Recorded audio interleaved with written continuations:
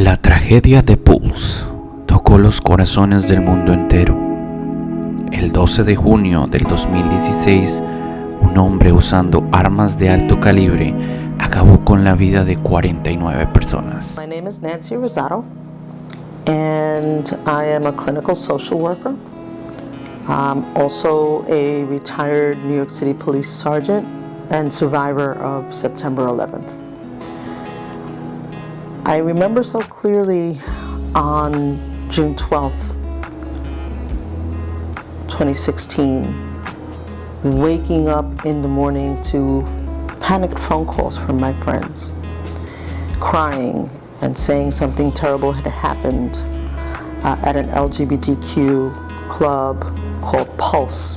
Normally on Sundays I go to church, but that Sunday I got dressed, got ready, and I went to the LGBTQ center in Orlando, and I looked around myself and I got there and I realized everybody was kind of in a daze but functioning. They were doing pretty well, consoling each other, looking for resources, answering phone calls from everywhere.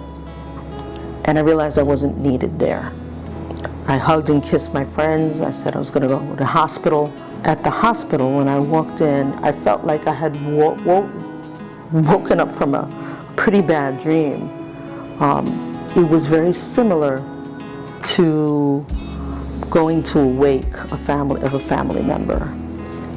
Versus English at the center, people were speaking Spanish. Versus the sound of crying at the center, the sound at the hospital was one I was very familiar with. The accents, one that I was very, very familiar with. It was Spanish. It was Spanish, and a Spanish whose accent I recognized as Puerto Rican predominantly. I recall trying to assess what was going on. It was a very big room. There were survivors in there, as well as there were family members. And to my left, there was a woman who was crying and hanging on, standing up, holding on to the back of a seat, rocking back and forth. And I just reached over and I said, "Mama, siéntate." And she wouldn't sit down. She said, I can't sit down. They were calling out the names.